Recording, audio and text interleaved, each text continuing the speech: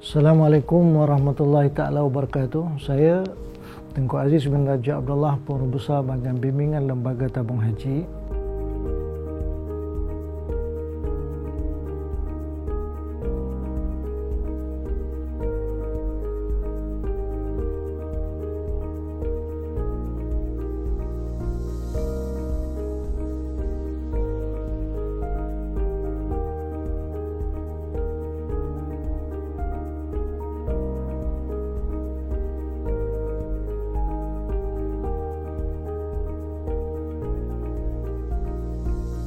Wajib haji ialah amalan yang wajib dilakukan ketika mengerjakan haji.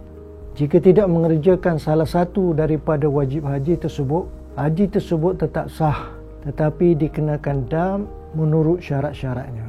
Berdosa sekiranya amalan tersebut ditinggalkan secara sengaja. Amalan wajib haji ada 6, iaitu lafaz niat ihram di miqat, 2. Larangan dalam ihram, 3. Bermalam ataupun bermabit di Muzdalifah, 4. Melontar di Jamratul Kubra pada 10 Zulhijjah, 5. Bermalam di Mina pada 11, 12 dan 13 Zulhijjah, 6. Melontar ketiga-tiga jamrah pada 11, 12 dan 13 Zulhijjah.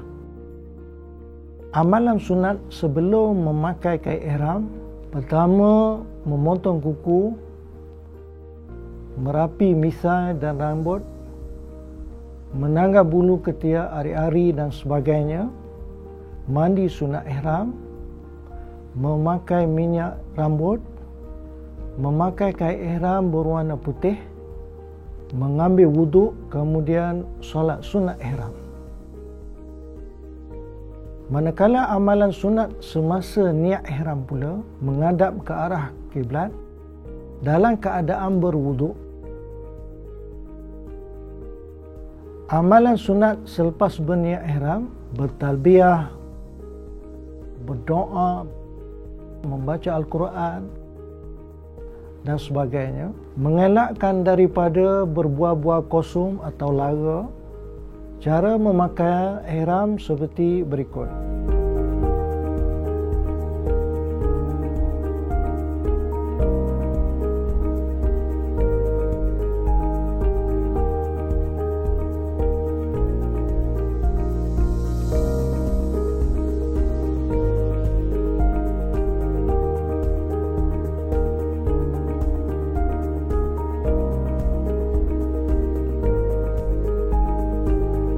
Lafaz niat ihram di miqat: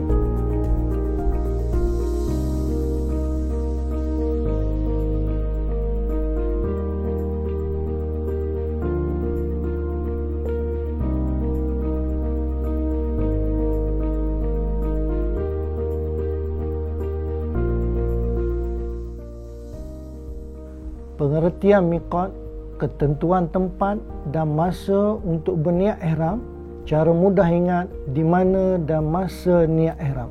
Bahagian miqat zamani, iaitu sepadan masa, makani, iaitu sempadan tempat.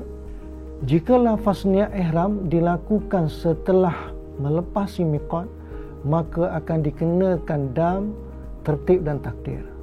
Lafaz niat ihram boleh juga dilakukan sebelum miqat, cuma selepas lafaz niat kena jaga larangan dalam ihram. Miqat makani, sempadan tempat, diriwayatkan daripada Ibnu Abbas radhiyallahu anhu bahawa Nabi SAW telah menetapkan Bir Ali ataupun Zulaifah sebagai miqat penduduk Madinah, Al-Jufah untuk penduduk Syam, Qarnu Manazil untuk penduduk Najd, dan Yamlam bagi penduduk Yaman. Demikian miqat yang telah ditetapkan untuk mereka dan orang yang hendak melakukan haji dan umrah. Adapun selain daripada itu, maka miqatnya dari tempat ia mulai, bahkan penduduk Mekah miqatnya dari Mekah. Riwayat daripada Bukhari dan juga Muslim.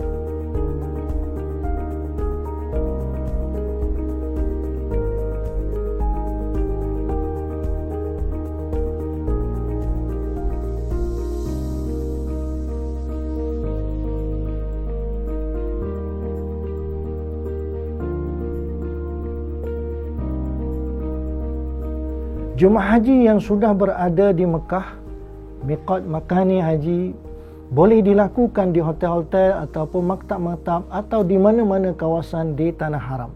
Jemaah yang sudah berada di Mekah yang ingin melakukan umrah, maka miqatnya ialah di luar tanah haram seperti Ja'ranah, Hudaybiyah dan lain-lainnya. Miqat zamani sempadan masa. Miqat zamani bagi haji bermula pada 1 Syawal sehingga seketika sebelum terbit fajar hari yang ke-10 Zulhijjah. Inilah yang dinamakan bulan-bulan haji. Tidak sah ihram haji jika dilakukan di luar masa tersebut, bahkan jadinya ia ihram umrah. Mereka yang melakukan haji tamattu', haji qiran dikenakan dam, tertib dan takdir.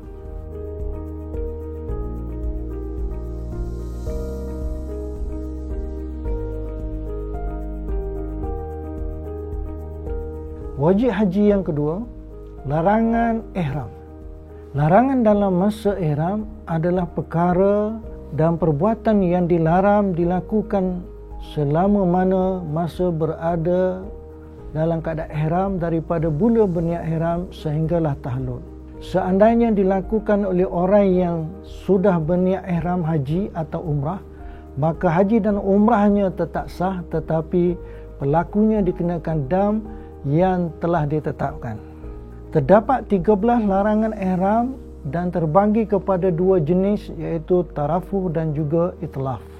Jenis tarafuh iaitu bersuka-suka, berseronok, berhias, seperti pertama menutup kepala, iaitu bagi lelaki, pakaian bersarung juga untuk lelaki, menutup muka untuk perempuan, sarung tangan, bau-bauan, minyak di kepala ataupun di bahagian badan, mukaddimah jima', bersetubuh, nikah kahwin. Sekiranya larangan jenis tarafuh dilakukan dengan sengaja, berdosa dan dikenakan dam. Manakala sekiranya dilakukan tanpa sengaja atau secara jahil, tidak berdosa dan tidak dikenakan dam. Untuk larangan-larangan daripada nombor 1 sehingga 7 akan dikenakan dam taghyir dan takdir. Larangan bersetubuh dikenakan dam tartib dan takdir, dan nikah tidak dikenakan dam, tetapi nikah tersebut tidak sah. Jenis itlaf menggugur atau menghilam atau merusak dan membinasakan, iaitu memotong atau mencabut rambut atau bulu di badan, memotong kuku, memburu atau membunuh binatang buruan, menebang, mencabut pokok ataupun tumbuh-tumbuhan di tanah haram. Sekiranya larangan-larangan jenis itlaf dilakukan dengan sengaja, tidak sengaja atau jahil, berdosa dan dikenakan dam. Untuk larangan-larangan daripada nombor 10 dan 11 akan dikenakan dam taghyir takdir. Larangan 12 dan 13 pula dikenakan dam taghyir dan takdir.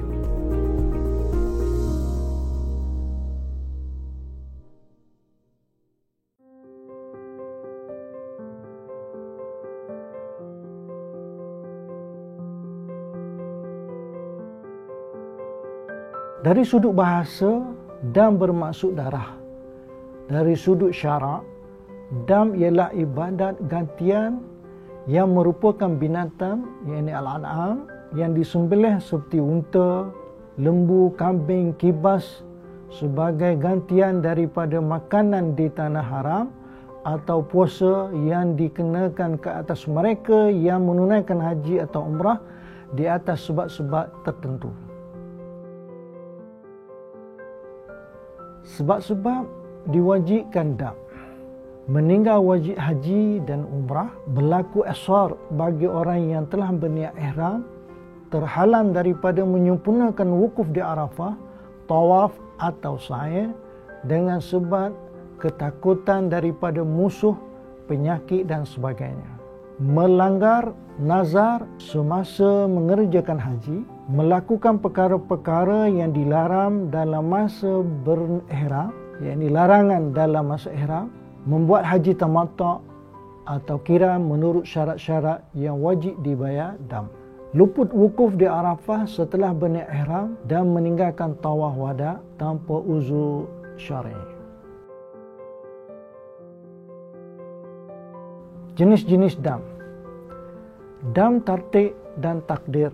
Maksud tartib adalah mengerjakan satu demi satu mengikut tartib. Bermakna tidak boleh dipilih atau diganti dengan yang lain kecuali tidak berkemampuan mengerjakannya. Takdir pula merujuk kepada kadar dam tersebut yang telah ditetapkan oleh syarak. Dam taghyir dan takdir. Maksud taghyir ialah boleh memilih antara jenis-jenis dam yang diwajibkan. Takdir pula merujuk kepada kadar dam tersebut yang telah ditetapkan oleh syarak. Dam tartib dan ta'dil. Maksud tartib ialah mengerjakan satu demi satu mengikut tartib. Bermakna tidak boleh dipilih atau diganti dengan yang lain kecuali tidak berkemampuan mengerjakannya. Ta'dil pula menukar kepada membayar dam dengan cara berpuasa jika tidak mampu. Dam, taghyir dan ta'dil. Maksud taghyir ialah boleh memilih antara jenis-jenis dam yang diwajibkan. Ta'dil pula menukar kepada membayar dam dengan cara berpuasa jika tidak mampu. Dam tartib dan takdir.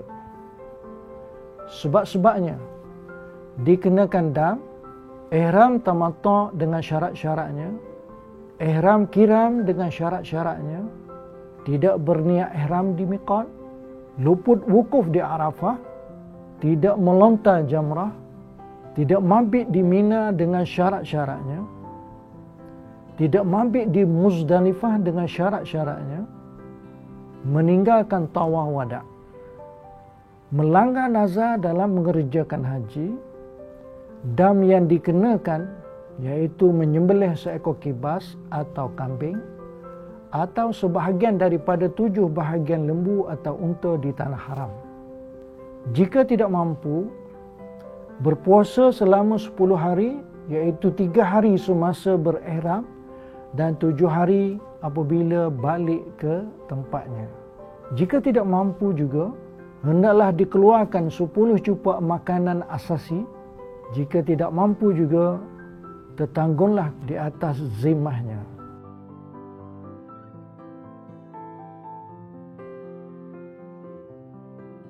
Dam tartib dan ta'dil. Sebab dikenakan dam, iaitu persetubuhan yang merosakkan haji, iaitu persetubuhan yang dilakukan sebelum tahallul awal atau sebelum selesai kerja-kerja umrah. Dam yang dikenakan iaitu kepada suami sahaja yang dikenakan dam. Menyembelih seekor unta. Jika tidak mampu, menyembelih seekor lembu. Jika tidak mampu, digantikan dengan 7 ekor kambing. Jika tidak mampu juga, hendaklah membeli makanan dengan nilai seekor unta dan dibahagikan kepada fakir miskin di tanah haram. Jika tidak mampu juga, hendaklah berpuasa sejumlah hari mengikut bilangan cupak makanan yang dapat dibeli dengan nilai seekor unta. Haji perlu diqada pada tahun berikutnya. Begitu juga qada umrah. Dam, taghyir dan ta'dil. Sebab-sebab dikenakan dam tersebut, memburu binatang yang halal dimakan atau membinasakan di tanah haram atau tanah halal semasa dalam ihram. Memburu binatang yang halal dimakan atau membinasakannya di tanah haram Mekah. Belalam adalah dianggap sebagai binatang buruan. Memotong, menebang atau mencabut pokok di tanah haram Mekah kecuali pokok mati. Dam yang dikenakan iaitu menyembelih binatang yang sesuai mengikut bilangan binatang yang diburu, pokok yang ditebang, atau membeli makanan dengan nilai harga binatang yang diburu, pokok yang ditebang dan dibahagikan kepada fakir miskin di Mekah. Atau berpuasa sejumlah hari mengikut bilangan cupak makanan yang dapat dibeli dengan harga binatang yang diburu atau pokok yang ditebang, iaitu 1 cupak 1 hari. Dam, taghyir dan takdir. Sebab-sebab dikenakan dam: membuang, mencabut, menggunting 3 helai atau lebih rambut atau bulu dari mana-mana anggota badan, memakai pakaian bersarung, berjahit, ini lelaki, memotong, menanggal, membinasa kuku, memakai wangian sama ada di badan, pakaian, makanan dan minuman atau menghisapnya ke dalam hidung, menutup muka atau sebahagian daripadanya, iaitu wanita, memakai sarung tangan, memakai minyak di kepala atau di janggut atau semua bulu di muka selain daripada tumbuhan di pipi dan dahi, melakukan perkara permulaan persetubuhan, dam hanya untuk lelaki sahaja, melakukan persetubuhan selepas tahlul awal tetapi belum selesai tahlul sani dan dikenakan dam kepada lelaki sahaja, melakukan persetubuhan selepas persetubuhan yang merosakkan haji dan juga terhadap lelaki, dam yang dikenakan menyembelih seekor kambing kibas di tanah haram, atau bersedekah kepada 6 orang fakir miskin sebanyak 2 cupak makanan setiap orang, atau berpuasa selama 3 hari sebab-sebab dikenakan dam. Dam ihsar, tertaham atau ditaham oleh musuh dalam perjalanan atau terkepung atau musim wabak, terhalang dan tidak boleh memasuki Mekah sedangkan ia sudah berniat ihram.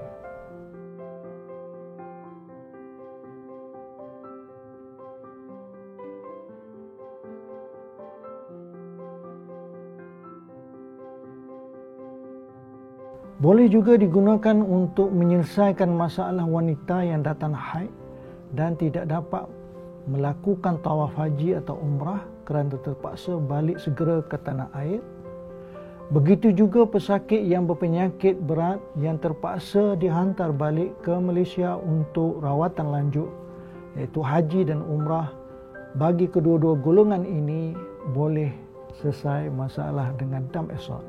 Dam yang dikenakan iaitu menyembelih seekor kambing dan bercukur, bergunting.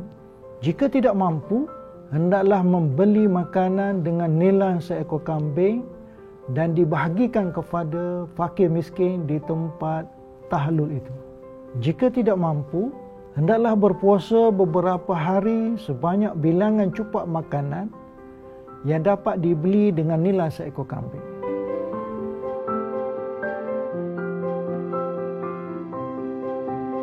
Wajib haji yang ketiga iaitu bermabit atau bermalam di Muzdalifah.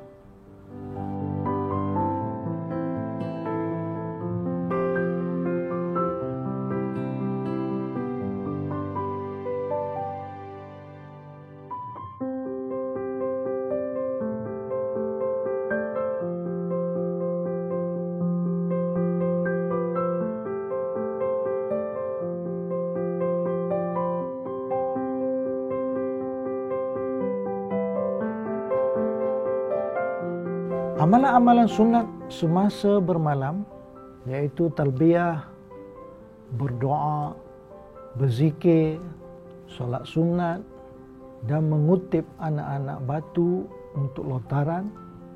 Pengecualian bagi mereka yang uzur, takut terancam keselamatan diri atau harta, menjaga atau menemani orang sakit, mencari pekerja atau keluarga yang hilang, berpenyakit dan sukar untuk bermalam, terpaksa seperti ditinggalkan kenderaan. Jika meninggalkan mabit di Muzdalifah tanpa uzur syar'i adalah berdosa dan diwajibkan dam tartib dan takdir kerana telah meninggalkan satu daripada wajib haji. Sekian, wabillahi taufiq wal hidayah. Daripada saya, Tengku Aziz bin Raja Abdullah, Pengurus Besar Bimbingan Haji Tabung Haji.